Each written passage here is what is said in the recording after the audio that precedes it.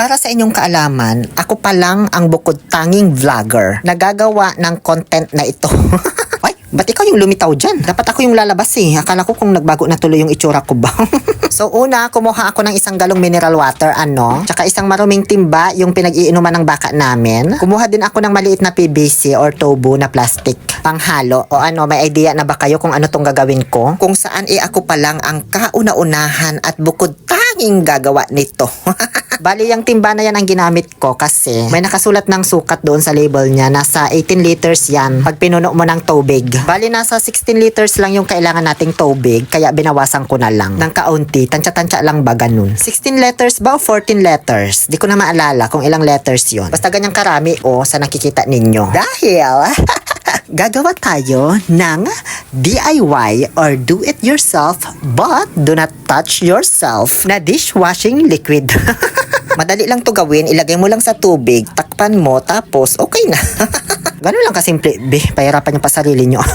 Charot, syempre bubuksan mo yan. Bali, ito palang brand na siksik liglig at umaapaw, calamansi flavor ang binili ko. Kasi meron na itong disgracer. Disgrace? Ano ba yun? Degreaser. Yung bang maski sebo matatanggal niya ganon. Nasa 257 pesos lang ito sa TikTok at Shopee. 16 letters na yung magagawa mo na dishwashing liquid. Ilagay ko yung link sa comment kung gusto nyong bumili. Napaka-convenient niyang gawin. Convenient ba tawag dun? Basta yung madali lang siyang timplahin kasi wala ka ng mga imimix-mix pa na mga sangkap niya. Isang mixture lang yung marireceive mo tapos imimix mo siya sa 14 letters na tubig. Ganun lang. So tapos ko na siyang ilagay lahat. May mga natira pa sa plastic. Hindi ko na mapiga. Kaya tinapon ko na lang. Ayokong simutin eh. Iba na kasi panahon ngayon. Yung mga bata nga hindi nang inunguya yung papel sa cupcake. Tinatapon na agad. So ganun din gagawin ko. Bakit ba? Akala nyo kayo lang ang may privilege? Haluin lang ng haluin yan hanggang sa tuluyan ng ma-dissolve or madilyot sa tubig yung mixture. One way lang dapat yung paghalo, hindi pa balik-balik. Para maiwasan na bumula. Kasi hindi mo pa naman gagamitin pang hugas ng pinggan ba't mo pa bubulain, diba?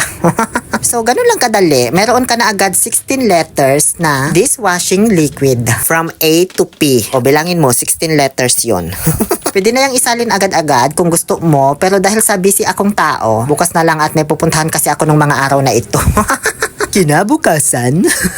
Dali-dali ko nang hinalungkat sa aming tokador ang mga basyo pero hindi naman namin ibinasyo na mga bote. Bote ng soft drinks, ng mantika, toyo, salbutamol at kung ano-ano pang mga plastic bottles na pwedeng lagyan. Kasi isasalin ko na ang aking minarinate for 24 hours na do-it-yourself dishwashing liquid. Wala akong mahagilap na embutido or funnel kaya ito na lang pitchel ang gagamitin kong pangsalin para hindi matapon o tumagas. So ganyan lang, tuloy-tuloy lang yung pagsalin ko hanggang sa matapos na lahat. Napakadali at napakasimple, 'di ba? Nagulat kayo kasi ngayon nyo lang nalaman na pwede na palang gumawa ng sarili mong dishwashing liquid. Kung di ko pa blinag ito di nyo malalaman. Ako pa lang kasi talaga ang bukod tanging nag-content nito. Tapos sasabihin na naman, hindi napanood ko na yan kay napanood ko na kay ano. Mga hindi na naman nakakagets ng sarcasm. Malamang eme lang yun. Huwag na lang kayo mag-Facebook at manood ng mga comedy kung di kayo nakakagets ng sarcasm. Pwedeng-pwede itong pangnegosyo guys kung gusto niyo. Sa halagang 250 pesos, makakagawa ka na ng 16 letters na dishwashing liquid at sa pagkakaalam ko, ang bintahan ng bawat litro nito ay nasa 40 pesos. Ikaw na mag-multiply kung magkano tutubuin mo. Kung medyo mabait-bait ka namang negosyante at may malasakit ka sa mga mahihirap, gawin mong 35 pesos isang litro, ganun. Tapos tumakbo ka na lang sa politika. O di ba mabait ka, gusto mong tumulong, o di tumakbo ka.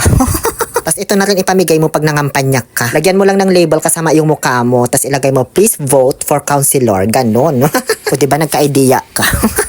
Bale, nasa 1, 2, 3, 4, 5, 6, 7, 9, 10, 11, 12, 13 po na bote yung nagawa kong dishwashing liquid. Supply na namin to sa bahay sa loob ng 3 buwan siguro, ganyan. Hindi ko ibebenta. Tapos may magtataka na naman dyan, bakit 13 lang nagawa mo? Dapat 16. Kasi 16 letters yan dapat, diba? O malamang, iba-iba yung size ng bote na ginamit ko. May mga tig 1.5 dyan. Kaya nagkasya lang siya sa 13 na lagayan. Kasi nga, hindi ko naman ibebenta. Kaya kahit hindi pare-pareho yung sukat, okay lang. Ngayon ay maghuhugas naman na ako ng pinggan. Kahit hindi ko naman to laging ginagawa. Para sa vlog lang ba? Ganun.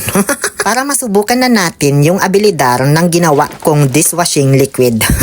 Ayan o, mabula siya, be. Kitang-kita nyo naman, 'di ba? Tapos sa isang patak, talagang tanggal ang sebong sangkatotak. Ayan o, hindi buo-buo yung pagkabasa ng tubig sa plato. Ibig sabihin, wala nang anumang presence of oil or grease. Yun lamang po. Maraming salamat sa panunood. Muli, ito po ang inyong Happy Pill Oliver Castro na nagsasabing, no to toxicity, let's make people happy.